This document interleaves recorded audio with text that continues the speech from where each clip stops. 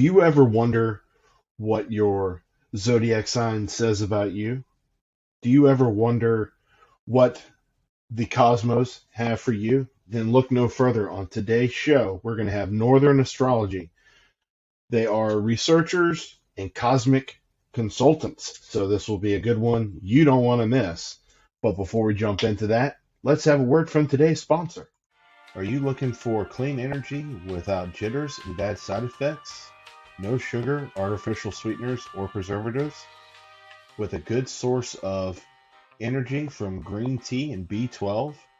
Then look no further. Make sure you visit pureboost.com and check them out today. We use this every day. It's our drink of choice to give us that good pick-me-up in the morning. Welcome back to the show. Today we have a very, very special guest. Go ahead and introduce yourself. My name is Gracey with Northern Astrology. I've been an astrologer for the last few years with a background in sports media. So I really appreciate you bringing me onto your show. Absolutely. Thank you for coming on the show. So can you tell us a little bit about yourself and how you got into astrology? Absolutely. I really love how I think the pandemic and quarantine really made everybody kind of slow down a little bit and start to get to know themselves a little bit more, whether they wanted to or not. You really just had to figure out which one you were going to be, either the, I guess it's productive person or the procrastinating person, escapism person. You really got to pick a personality trait during then. And I decided to launch my astrology business in 2021 with a group of friends. And then it turned into a solo project just because people get busy and it's hard to be a full-time astrologer. But my background is in sports media. And also I work in the oil industry. So it's a pretty wide range of things. My family business works in retail fuel studies. And so truck stops, convenience stores, almost every small town in America we've been to in some way, shape or form, if they have a truck stop there. So I grew up traveling a lot and I grew up being able to talk to people well over my age and from all backgrounds and walks of life. And so when I started to study astrology, it really started making sense how we are kind of all connected in different ways. And there's different patterns and different aspects of your unique birth chart that can help kind of explain the way things happen and why they happen. Of course, we always have free will as human beings, which I think is great. And so for those of the non-believers out there, you can not believe in astrology all day long, but it still doesn't stop the planets from, affecting our lives. Absolutely. So tell me, because I'm not real familiar with astrology. I mean, I've read a few things because I'm a Capricorn. I nice. Read a few Happy things. Capricorn season. Thank you. And sometimes when you read those, I know, just speaking from personal experience, sometimes you read them and you're kind of like, yeah, that's me. That's me in a nutshell. Yeah. And then you read them and you go, I don't get it. Yeah, I mean, a lot of people do this vague astrology stuff, and you really need to know what time you were born for it to be the most accurate. So once you know what time you were born, you can look it up online, like astro.com, and you get to know your sun sign, which is the sign everybody knows, and it's the day that you were born. And then you find out your moon sign, which the moon changes every 2.5 days. And then you get to find out your rising sign. And your rising sign changes hourly, minutely. Like you have a different rising sign depending on your time of birth. So that's what really kicks off your chart. And once you find that out, you really get to know where your chart starts every single year, because it's a journey. The Wheel of Fortune is a huge tarot card, and also symbolism and mythology, as well as all throughout history. And it's a journey through the 12 months. It's a journey through the 12 phases of you, but they're all unique to you and they're all unique to the person. So you can also do astrology for businesses, for sports. I've done a lot of sports astrology and it's all over the place at times, but there's also astrology for events, brands, whatever you can think of. I'm really out to prove with astrology. Someone could approach me anytime, any place, and give me just a time, date, and a place, and I could tell you what happened in a general aspect. So I'm very much into intuitive astrology, which is a lot of meditation and a lot of working with the metaphysical aspects of astrology. And really, I don't channel anything. I'm not one of the people that'll tell you like Miss Cleo psychics. That's not what I do. But you can really start to feel the placement, and if you work with cosmic energy as much as I do. So A lot of the general aspects of horoscopes and things that you read in magazines, and those are like the most known things. Those are actually for your rising sign. So once you find out your rising sign, you can actually look at those horoscopes and they apply a little bit more than just the general, like Capricorns, you work hard and you never slow down. Like, yeah, most Capricorns we know are hard workers. They think outside the box and they reach high because they know they can get there if they depend on themselves. But stereotypically, it depends on where Capricorn falls in your chart in the 12 houses. If you're a 4th house Capricorn, that means you're way more closer to home and you appreciate the domestic life and your privacy a lot more, versus a 10th house Capricorn, which is right across the way. That would be way more in the public image and way more in the public eye. So there's a lot of different levels of astrology where it can apply, but in different aspects. So that's when you work with an astrologer. I worked with clients from billionaires all the way down to people that were in between houses, and people have searched out different readings. And they've usually, when I work with people that have been a little bit lost and all over the place, they kind of disappear. I don't hear from them for a few months. And it's because everything that I told them, they've taken and run with, and opportunities and things have just fallen into their lap. So I think that the age-old tale of knowing thyself is very important this day and age. I think it's a secret weapon almost.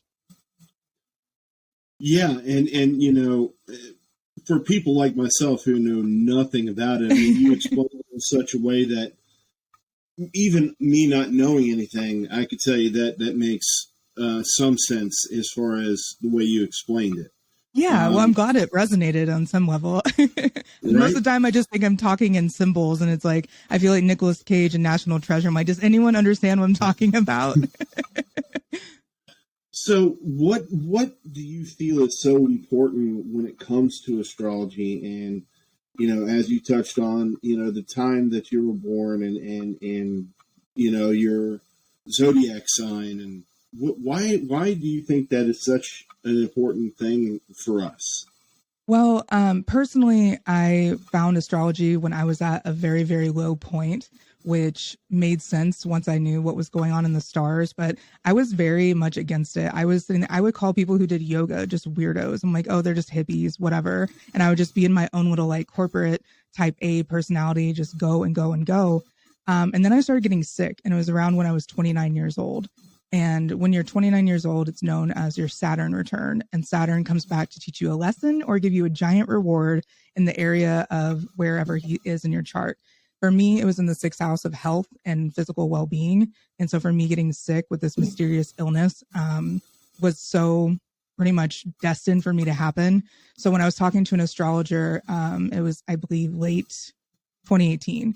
And I told her, I go, just been having a hard time. I've been getting sick. And she goes, when did it start? And I told her, and she's like, this is your Saturn return, and this is what you can do to get better. And this is this and this. And I'm like, wait, medical astrology is a thing? Okay, I didn't know that. And so I started working closer with holistic practices and started stepping away from all the radiation treatments I was getting for this disease. It turns out I never actually had. And that was all written in my chart. And that was the weirdest thing. But then I would go back to when I was a kid, and I had a speech impediment growing up, to where I couldn't say R, S, L, or T. And my full name is Gracey Terrell. So it's kind of hard to say if you don't know how to say R's.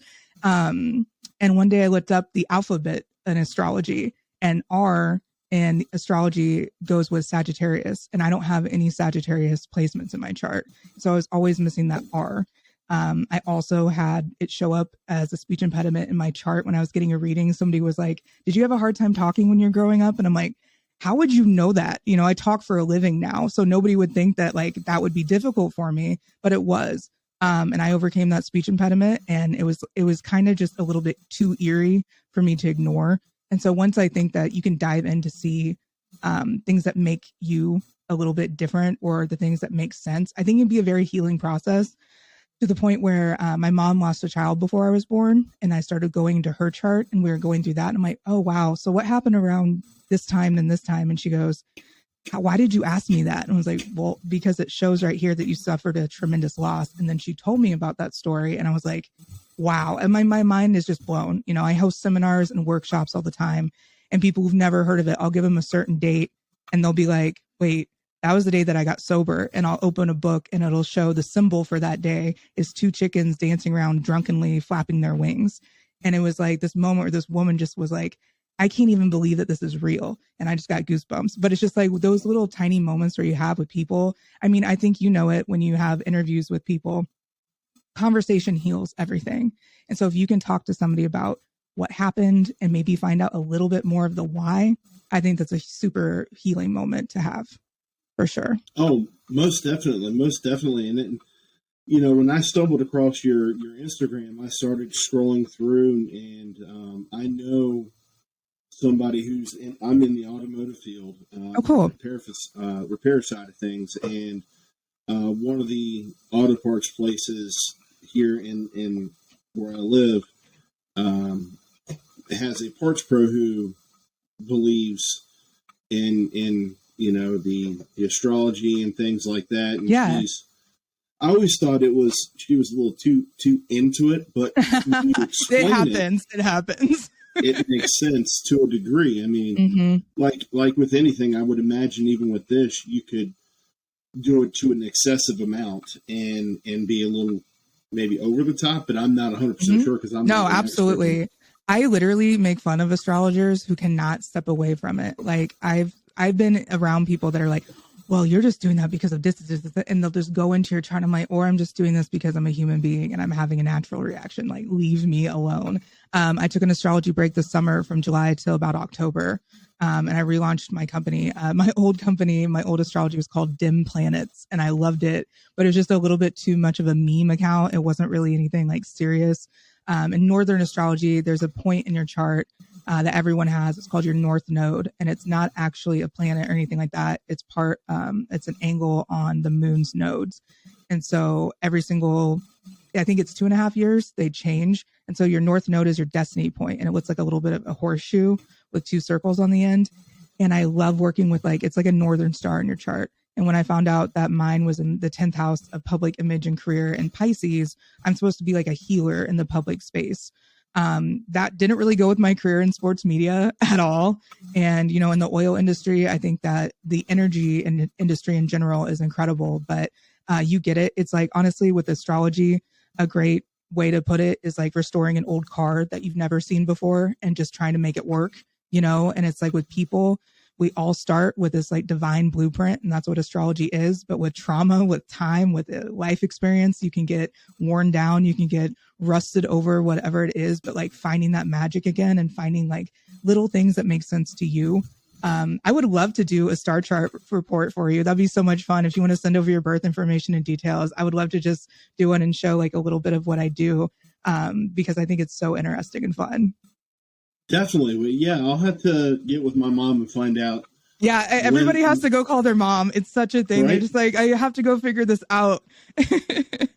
Like, I know it was in the middle of the night, you know. That's cool, though. I couldn't tell you time-wise. Yeah, and there's like patterns that go from, you know, you can look at minute by minute, or you can go by 7-year cycles, 8-year cycles. I just finished a Rose of Venus workbook, and a lot of people, if they've seen Da Vinci Code, they know like the pentagram of Venus. They saw that with Dan Brown's book and also in the movie, and it's like every 8-year cycle, and it forms a geometric perfect rose in the sky, and that's the workshop that I just recently finished. So I'm going to be launching a workbook talking about the 8-year cycles, but we just started another one in 2020, but from 2012 to 2020 was a very, very powerful awakening cycle. And so we're currently in the second most powerful stage of this Venus cycle. So it's kind of cool to share that. And even if you don't follow astrology, if those dates mean anything to you or big things happen around those times, then I'm absolutely the person to call. So I feel like Ghostbusters most of the time whenever I go on these assignments. I'm like, what can I help you find? It's always an adventure. So can you give me an example of something, you know, if I were to just throw out a random time and date, like, I don't know, maybe like March 13th, you know, the person just happens to be born at like 7:30 in the morning. Okay. How would that work? So first you would know that they are a Pisces, because March 13th is Pisces season. And then you would go and look at, there's an Ephemeris, and that's what it's been called forever. And if you don't use an actual app, which is what most people do these days, they have the times every 2 hours, they have a little changing chart. And so it shows the rising sign changing. But you're definitely a Pisces. Around that time is usually also a full moon or a new moon. So you usually have a person there that has a lot of like fresh energy, but the energy of Pisces is of the death cycle. There's a lot of controversy around, was Jesus a Capricorn or was Jesus a Pisces?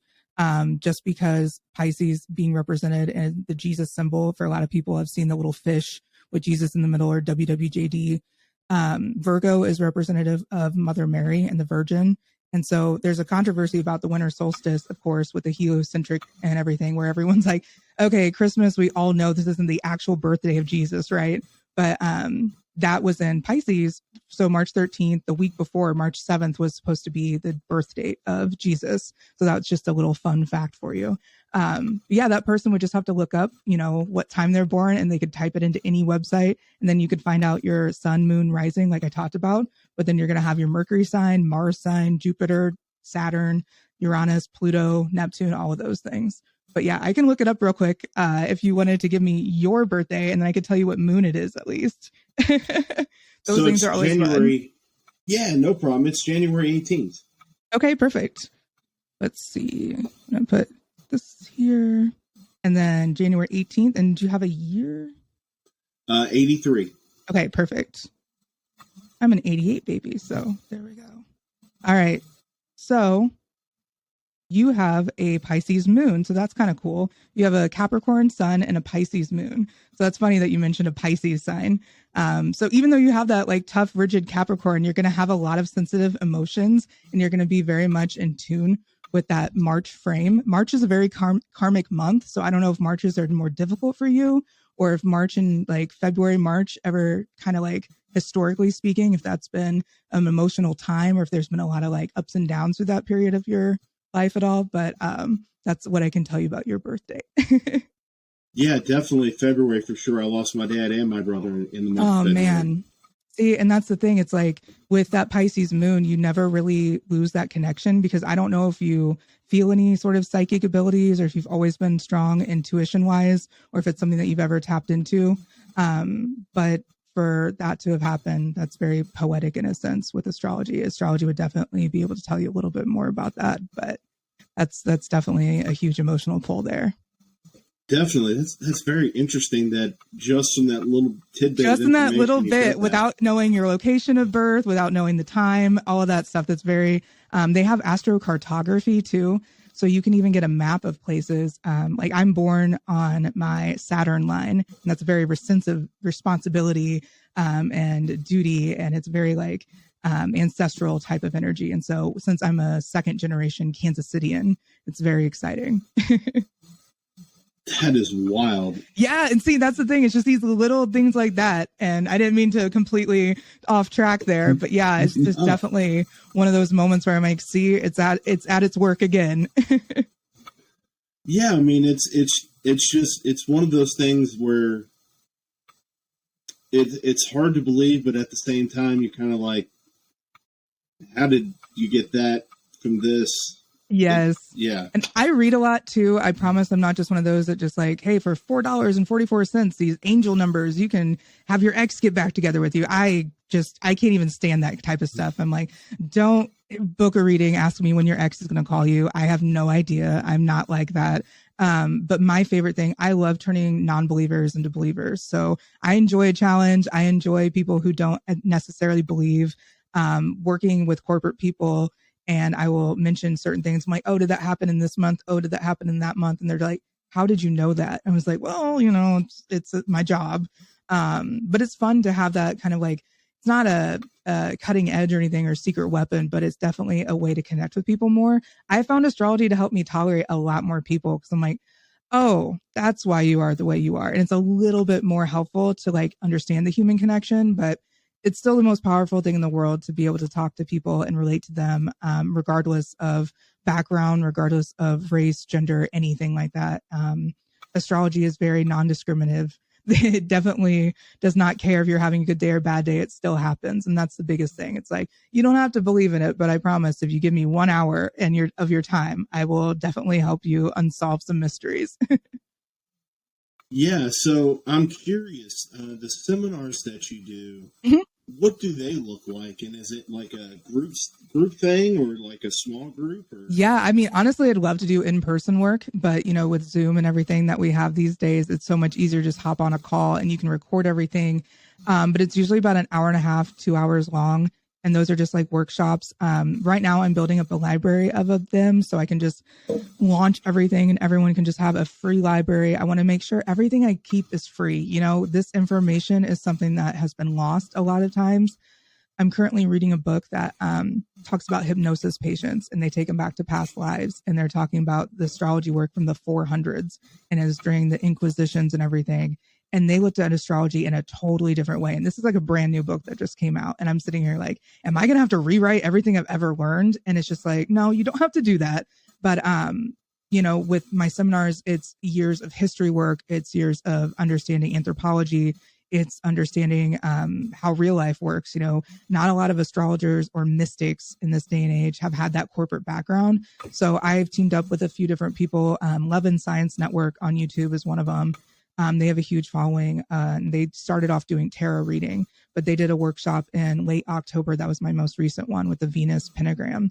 And it was a great turnout. There's people that used to go to Harvard, the people that were just passing by that didn't understand what astrology I was really going to dive into, but it really ended up resonating with them. People that are just simply into holistic medicine, but it's all about merging that beauty of science, which I think we can all say science has a solid position in this life. And then also the idea of what can science not explain. And that's kind of where we kick in and say, okay, cool. You had this experience here. Let's help you kind of shape that. So with the workshops, I usually do PDF workbooks that people can print out. And then also it's recorded and it's sent directly to them. But it can be interactive where I have a huge question and answer session at the end. But the most recent one, like I said, was Venus pentagram, where I walked through the dates from 2012 to 2020 and mentioned these big key dates. And everyone just kind of wrote them down and was like, wait, that really hit for me too. So we just kind of went back through it and talked about it. But I really do think the biggest aspect of my workshops that I want to focus on is that a lot of them are free and they're very accessible. And I break down everything. There's an astrology 101 guide that people get so they can really follow along well. But I'm here to make this information as accessible and affordable and available to as many people as possible. So while I have some pretty high prices on my website at the moment, I'm definitely working on building my library of free resources for everyone. So very cool. So you touched on holistic medicine. What exactly is that, and how does that play into astrology?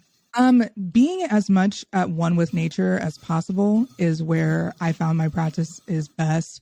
I'm not saying go plant-based. I'm not saying change your diet, change your lifestyle. Holistic, I was diagnosed with ADHD when I was 18, and I was put on Adderall for, like 16 years. And it took me until this long to finally get off of all this. While I was going through that, I had been put on so many different experimental type of drugs, and they just really drained my system. And so when I switched to holistic medicine and finding supplements, minerals, things that I could actually pour into my body, I found a whole network of people that just really look to stay away from traditional medicine. And astrology goes with that. There's a lot of work with the sign of Virgo and the earth goddess, and it's very much giving back to your body. There's human design types where people can find out what type their body is, if they're supposed to be working a 24-hour cycle, if they're supposed to be on a 7-week cycle. It's all about like rest and your energy and conservation. And so I think holistic medicine really plays a part into that, because when we are all on antidepressants, anti-anxiety, anti-inflammatories, all these things, I'm not in the best peak of my physical health at the moment, but I'm just like getting there one day at a time by removing these chemicals and these things that I think kind of weigh us down. You work around all sorts of things. I'm sure you're not trying to pour all those things onto your skin and be like, all right, I'm good. I'm sure you're staying away from that. as much as you can. Yeah. Yeah. Yeah. And that makes sense, as far as the chemicals in today's foods, things that your body was never supposed to consume that we consume most of us on a daily basis. Chemicals we use to put on food to preserve food, to keep bugs from eating them, just all kinds of stuff that is messing people up for sure. Mm-hmm. And it's not about like, oh, I need to eat all organic or I need to do this. It's like, just drinking water over drinking an energy drink every once in a while, getting out in the sunlight, things that you can do that cost $0 to boost your immune system and boost your mood. Like I said, during quarantine, during the pandemic, I turned into just a stay-at-home backyard witch. I was like not about to go wandering around and just be around a ton of people, but I really found a peace of mind with a holistic practice. Meditation, you can do it anywhere, anytime, and it's free to do that too. But I really just want to focus on resources that are available for people that they already have and they don't have to spend a bunch of money to get into, because any hobby that you have to spend a ton of money to get into just kind of seems like a scam after a while. It's like, why am I doing all this? I'm not trying to sell any like multi-level marketing of astrology at all. I just want people to understand it's definitely a lifestyle change once you become a little bit more aware. So what would you say, or how much of a percentage would you say meditation has to do with being center and paying attention to astrology and holistic remedies and things like that? Yeah, I think it's a huge part. And historically speaking, the powers that be didn't want us to be able to slow down and think about why we're here on this earth and what we're supposed to be doing. And really being able to be in check and in tune with ourselves, because an emotionally regulated person is a very powerful person. And when people are able to sit back and be like, all right, so the moon is in Scorpio, so I know I could be doing some creative work and really spending time with my kids this week, or making sure that I check in with this part of my life and this part of my life. And you start to follow these cycles. Like even the days of the week are ruled by different planets. So the fact that we're talking on a Wednesday and it's ruled by Mercury, the god of communication, and he's the bridge between the underworld and the real world. And Mercury days are great to talk to people and have conversations. Tomorrow's Thursday, and that's ruled by Jupiter, which was historically known as Thor. And so I'm also combining a lot of mythology and Nordic mythology, especially, into my work these days. So I'm trying to like revolutionize astrology into being like an everyday thing that people just wake up and they're like, all right, here's how I can take the advantage of the day and here's how I can do better. So one step at a time, but even just like the days of the week, that's going to be my new class that's coming out, and how to work with that and how to like really base what you want to do and what you want to accomplish on being able to wake up. And you can meditate for different things. Like if you're having a bad day and something rears up from, I don't know, childhood, like sometimes I fight with family members and I'm like, I feel like I've done this 1,000 times. Like, why am I doing this again? You go back and do an inner teenager meditation.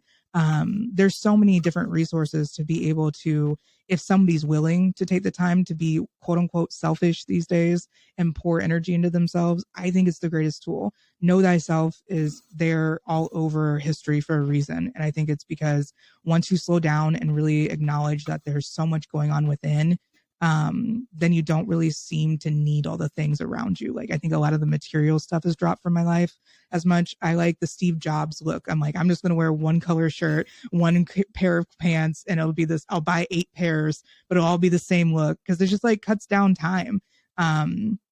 I went from working 80 hours a week outside of the home to being a stay-at-home mom. I love being at home with the kids, and I think it's incredible. They love knowing astrology and working with their cycles too.